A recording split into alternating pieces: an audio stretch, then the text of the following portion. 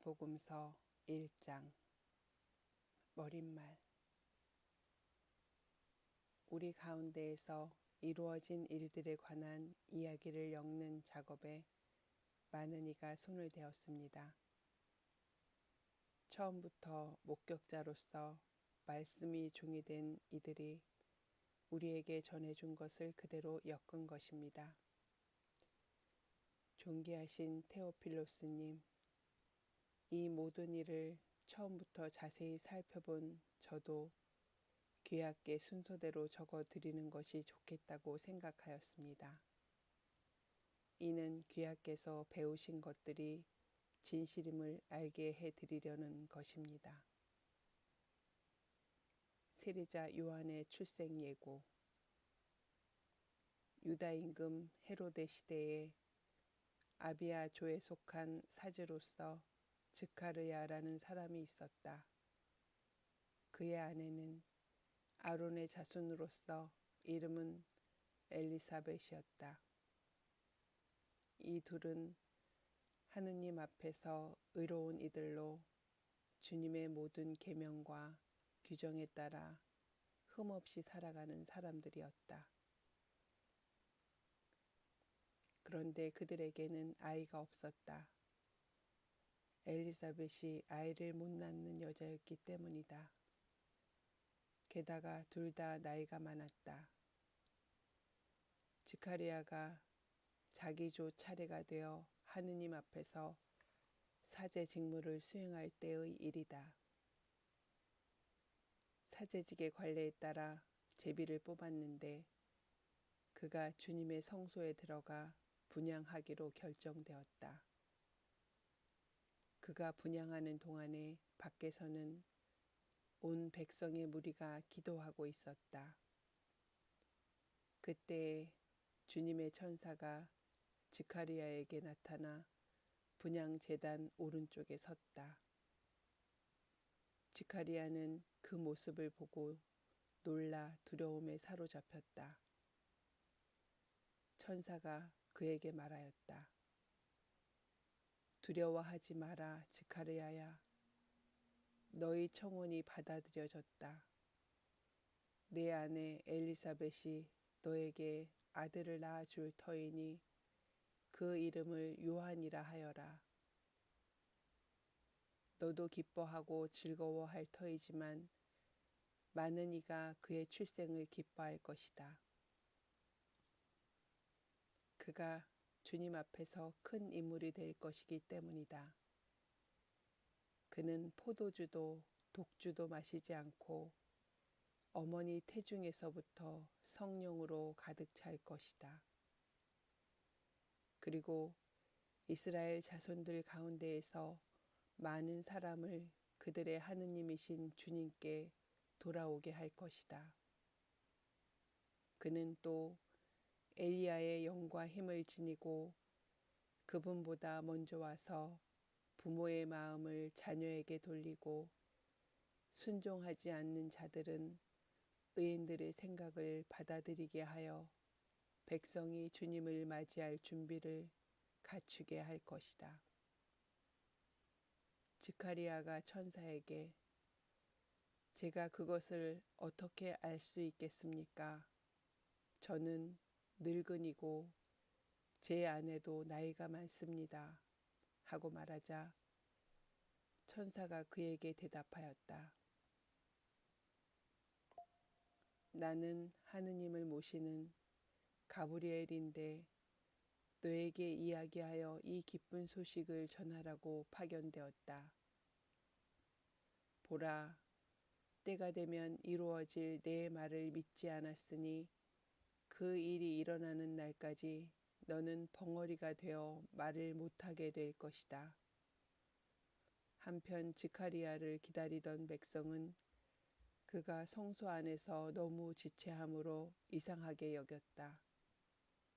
그런데 그가 밖으로 나와서 말도 하지 못하자 사람들은 그가 성소 안에서 어떤 환시를 보았음을 알게 되었다. 그는 사람들에게 몸짓만 할 뿐 줄곧 벙어리로 지냈다. 그러다가 봉직 기간이 찾아 집으로 돌아왔다. 그 뒤에 그의 아내 엘리사벳이 잉태하였다. 엘리사벳은 5달 동안 숨어 지내며 이렇게 말하였다. 내가 사람들 사이에서 겪어야 했던 치욕을 없애주시려고 주님께서 굽어보시어 나에게 이 일을 해주셨구나. 예수님의 탄생 예고. 6째 달에 하느님께서는 가브리엘 천사를 갈릴레아 지방 나자렛이라는 고을로 보내시어 다윗 집안의 요셉이라는 사람과 약혼한 처녀를 찾아가게 하셨다. 그 처녀의 이름은 마리아였다. 천사가 마리아의 집으로 들어가 말하였다. 은총이 가득하니여 기뻐하여라. 주님께서 너와 함께 계시다. 이 말에 마리아는 몹시 놀랐다. 그리고 이 인사말이 무슨 뜻인가 하고 곰곰이 생각하였다. 천사가 다시 마리아에게 말하였다. 두려워하지 마라 마리아야. 너는 하느님의 총애를 받았다. 보라, 이제 내가 잉태하여 아들을 낳을 터이니 그 이름을 예수라 하여라. 그분께서는 큰 인물이 되시고 지극히 높으신 분의 아드님이라 불릴 것이다. 주 하느님께서 그분의 조상 다윗의 왕자를 그분께 주시어 그분께서 야곱 집안을 영원히 다스리시리니 그분의 나라는 끝이 없을 것이다. 마리아가 천사에게 저는 남자를 알지 못하는데 어떻게 그런 일이 있을 수 있겠습니까? 하고 말하자 천사가 마리아에게 대답하였다. 성령께서 너에게 내려오시고 지극히 높으신 분의 힘이 너를 덮을 것이다. 그러므로 태어날 아기는 거룩하신 분 하느님의 아드님으로 불릴 것이다. 내 친척 엘리사벳을 보아라. 그 늙은 나이에도 아들을 잉태하였다. 아들을 못 낳는 여자라고 불리던 그가 임신한 지 6달이 되었다. 하느님께는 불가능한 일이 없다. 마리아가 말하였다. 보십시오. 저는 주님의 종입니다. 말씀하신 대로 저에게 이루어지기를 바랍니다. 그러자 천사는 마리아에게서 떠나갔다. 마리아가 엘리사벳을 방문하다. 그 무렵에 마리아는 길을 떠나 서둘러 유다 산악 지방에 있는 한 고을로 갔다. 그리고 지카리아의 집에 들어가 엘리사벳에게 인사하였다. 엘리사벳이 마리아의 인사말을 들을 때 그의 태안에서 아기가 뛰놀았다. 엘리사벳은 성령으로 가득 차 큰 소리로 외쳤다. 당신은 여인들 가운데에서 가장 복되시며 당신 태중의 아기도 복되십니다. 내 주님의 어머니께서 저에게 오시다니 어찌된 일입니까? 보십시오. 당신의 인사말 소리가 제 귀에 들리자 저의 태안에서 아기가 즐거워 뛰놀았습니다. 행복하십니다. 주님께서 하신 말씀이 이루어지리라고 믿으신 분. 마리아의 노래. 그러자 마리아가 말하였다. 내 영혼이 주님을 찬송하고 내 마음이 나의 구원자 하느님 안에서 기뻐 뛰니 그분께서 당신 종의 비천함을 굽어보셨기 때문입니다.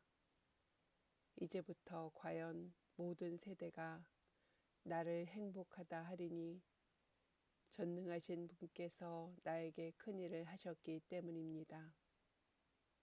그분의 이름은 거룩하고 그분의 자비는 대대로 당신을 경외하는 이들에게 미칩니다.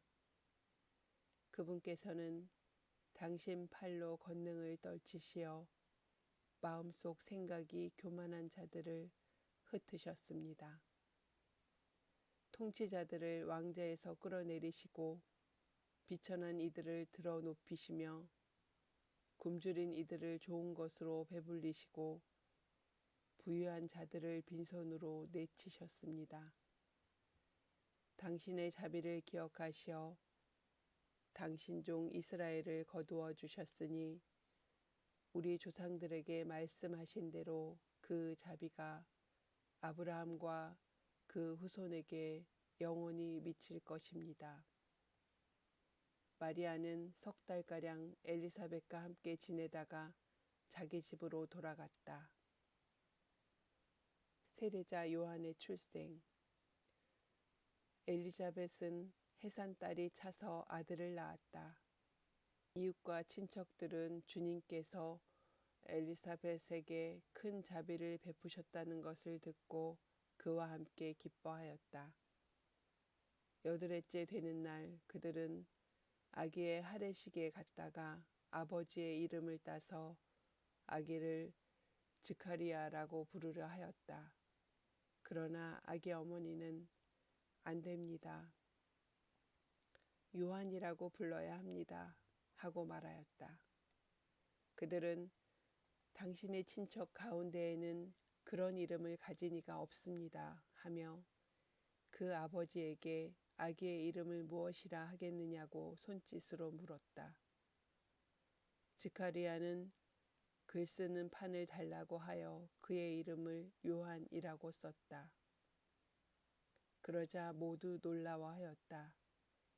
그때에 즈카리아는 즉시 입이 열리고 혀가 풀려 말을 하기 시작하면서 하느님을 찬미하였다. 그리하여 이웃이 모두 두려움에 휩싸였다. 그리고 이 모든 일이 유다의 온 산악 지방에서 화제가 되었다. 소문을 들은 이들은 모두 그것을 마음에 새기며 이 아이가 대체 무엇이 될 것인가 하고 말하였다. 정녕 주님의 손길이 그를 살피시고 계셨던 것이다. 즈카리아의 노래. 아기의 아버지 즈카리아는 성령으로 가득 차 이렇게 예언하였다. 주 이스라엘의 하느님께서는 찬미 받으소서. 그분께서는 당신 백성을 찾아와 속량하시고 당신 종 다윗 지방에서 우리를 위하여 힘센 구원자를 일으키셨습니다.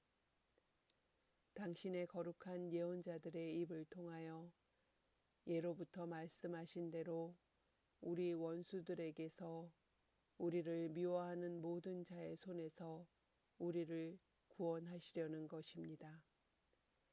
그분께서는 우리 조상들에게 자비를 베푸시고 당신의 거룩한 계약을 기억하셨습니다. 이 계약은 우리 조상 아브라함에게 하신 맹세로 원수들 손에서 구원된 우리가 두려움 없이 한평생 당신 앞에서 거룩하고 의롭게 당신을 섬기도록 해 주시려는 것입니다. 아기야, 너는 지극히 높으신 분의 예언자라 불리고 주님을 앞서가 그분의 길을 준비하리니 죄를 용서받아 구원됨을 주님의 백성에게 깨우쳐 주려는 것이다.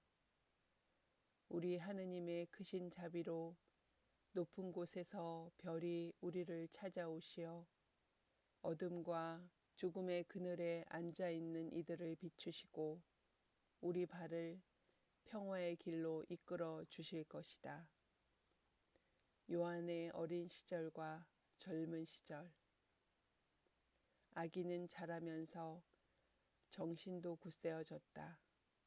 그리고 그는 이스라엘 백성 앞에 나타날 때까지 광야에서 살았다.